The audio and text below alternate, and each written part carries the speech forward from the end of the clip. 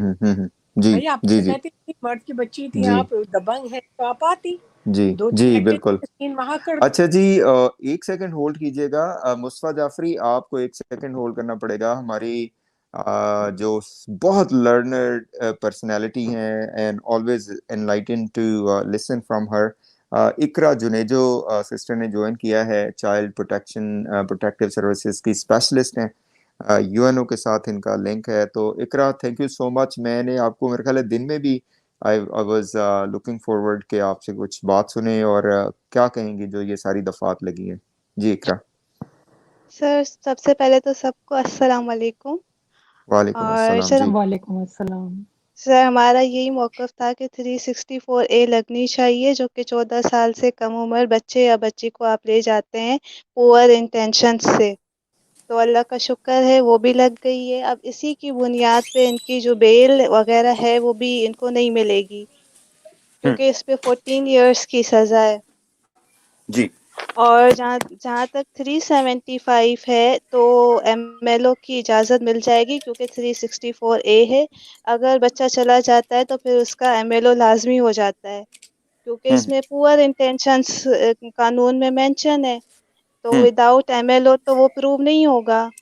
तो ये जो कह रहे हैं ख़त्म हो गई है, ये हो गया है, ख़त्म नहीं हुई है, विथहोल्ड कर दिया है। क्योंकि सर ये ट्रायल कोर्ट जो ऑर्डिनरी ट्रायल कोर्ट है ये वो नहीं है, ये मॉडल कोर्ट है। इनके पास 3 महीने का टाइम फ्रेम होता है कि ये प्रोसीडिंग्स ख़त्म करें। तो इनको प्रोसीडिंग्स तो इनिशिएट करनी थी, ऑलरेडी बहुत देर हो गई थी।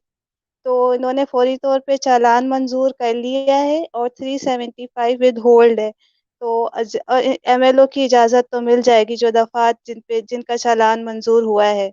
तो ये अब इंशाल्लाह ताला बच नहीं सकेंगे, क्योंकि अगेन वही बात है, अगर 375 प्रूव हो जाती है तो फिर इन पे एटीसी के भी चार्जेस लग जाएँगे। इकरा, मैं आपसे ये पूछना चाहूंगा कि सारे लोगों का क्वेश्चन जो बार बार आ रहा है कि इनकी बेल जो है वो अब खारिज हो जाएगी, जल्दी हो जाएगी, कल नहीं तो परसों, परसों नहीं तो उसके एक दिन बाद, ऐसे ही।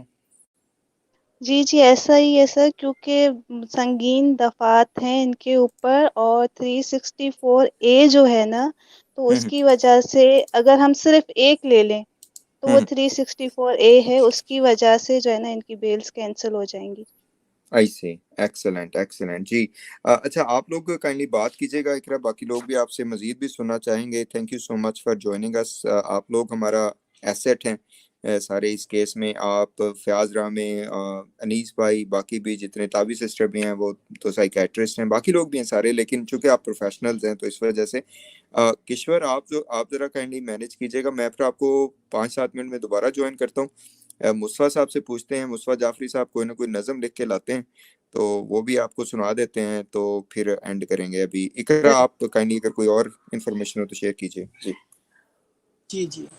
तो और कौन इस मौजू पे बात करना चाहेगा हमारी सुनहरा माहम के बारे में, या इस केस के सिलसिले में कि मजीद इसके आगे क्या होने वाला है? जी तो इकरा, जी आपकी मिस तरफ से कुछ और है? जी जी, I am so sorry again Iqra, मैं इकरा से पूछ रहा हूँ जरा जी।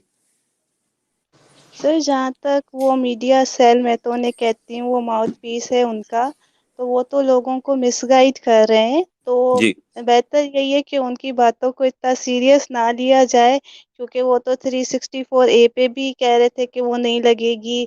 और सिंपल जो है वो बच्ची का स्टेटमेंट काउंट करता है। जब एक चीज़ क्लियर हो गई कि बच्ची 16 इयर्स से उनकी एज कम है, तो उनका कोई स्टेटमेंट मैटर नहीं करता है।